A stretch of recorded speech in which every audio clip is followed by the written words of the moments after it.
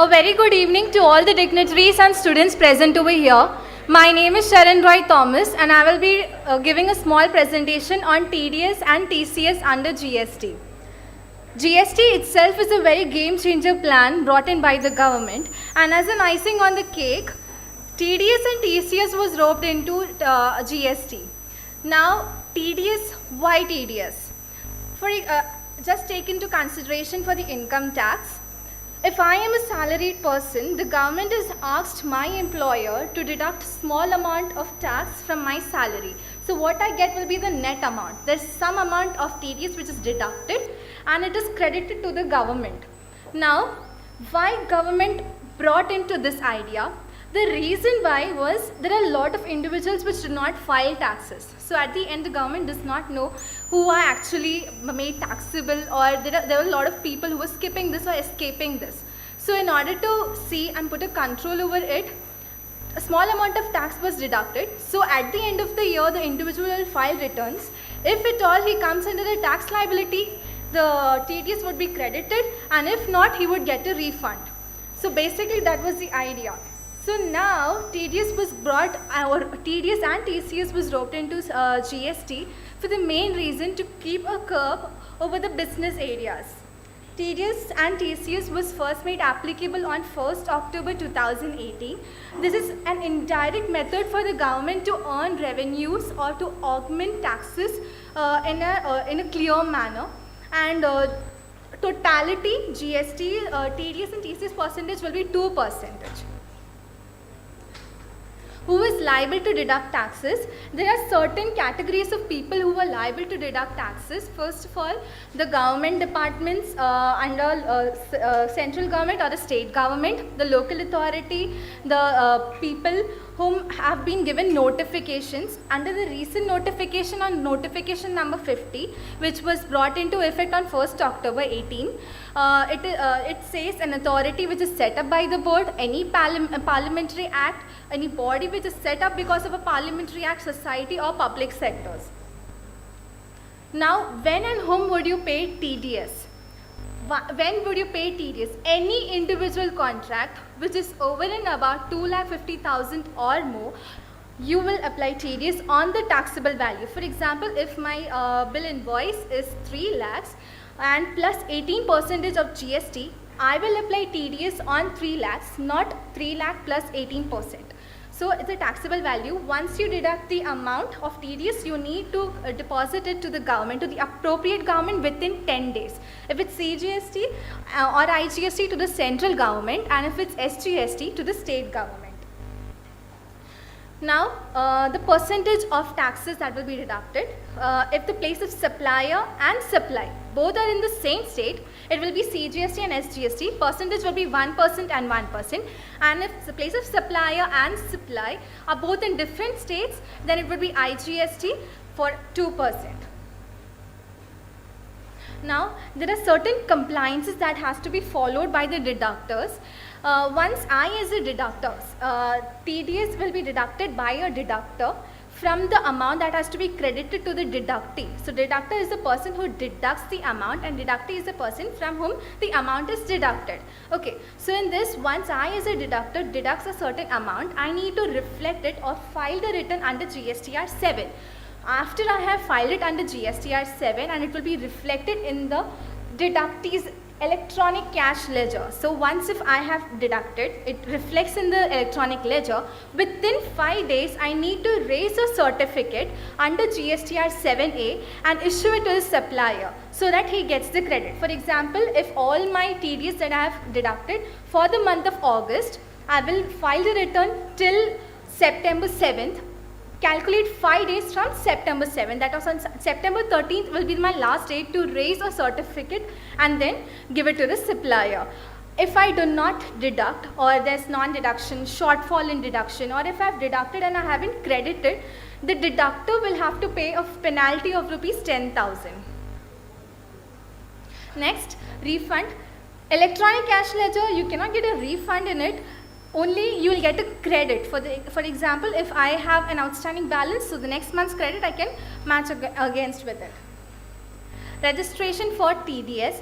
Not every person can deduct TDS, and if you are liable or eligible to deduct TDS, you need a separate registration. Separate registration means not the registration that you register for yourself under the 20 lakh, if you cross your business over 20 lakhs, which is amended now to 40 lakhs, not that one.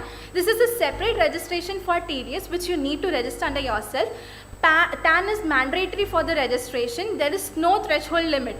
You don't need to see for 20 lakhs or 40 lakhs, you just register. If you do not register and you deduct the amount of TDS, again a penalty of rupees 10,000. Preconditions for tax deductor. There are certain requirements before you register yourself as a tax deductor. Your applicant must have a valid PAN and TAN, valid mobile number, valid email ID, PAN card, passport size photo, DSC, and if authorized as a signatory of the DDO. DDO is drawing power. It is authorized by the central government or the state government to deduct the amount and then deposit into the credit of the government. The registration procedure, that is how you register yourself as a deductor. Get into the GST website www.gst.gov.in. As you are a new register, click into the new registration. You select as I am a deductor. There are several other categories also, so you select as deductor. After that, you select your state, the state in which you are getting yourself registered, the district, your legal name and your place of business. Enter your PAN and your TAN details into it. Enter your email ID, your phone number. You will get a CAPTCHA. Write that. Once you finish the CAPTCHA, you will get OTPs in your email ID and your phone number. Enter both the OTPs and then you have a TRN number, that is temporary reference number, that is generated. You need to keep it for future reference in case if they ask you. After the TRN number is received, you need to click the proceed button. Enter you will again receive an OTP. Enter the OTP again and then you will finally, your registration is applied. After that, there are four mandatory boxes that you need to authorize. Again, all those details which you are authorized in the sense, all those details which you have filled, you need to again confirm whatever you had entered were right. So the verification checkbox, the name, the place, and then the address and the place of legal business into which you are entering, that is goods or service or both. So you need to confirm all of those and then click a submit. Here you are registered. Okay, the penal provisions that apply. If I fail to show, I have deducted the tax and I have failed to get my certificate and give it to the supplier, I will be fined per day 100 rupees to a maximum limit of 5,000. It will not cross beyond 5,000 to a maximum limit of 5,000. That's one penalty as a deductor that I need to bear if I do not do the requirements. Then, if I have deducted the amount but I haven't shown it to the government or credited to the government, again I will be liable to pay a penalty of rupees 10,000 and an interest of 18%. 18% plus the amount of tax that has been deducted by me but not shown to the government. Example for TDS. Supplier makes a supply worth rupees 5,000. So on this 5,000, if I am applying 18%, the TDS amount, if I'll apply it on 5,000 and not 5,000, the whole 5,000 plus GST. What is TCS now? TCS is mainly for an e-commerce operator. E-commerce operator is a person, over here the meaning, who owns, operates and manages the whole platform. He does not showcases his own supply or his own products, but he is just a platform for another person to come and visit your site and then sell your properties. Over here there are three exceptions to it: hotels, hotel accommodations, transport services and housekeeping services. Okay, here is a small chart for you to understand it clearly.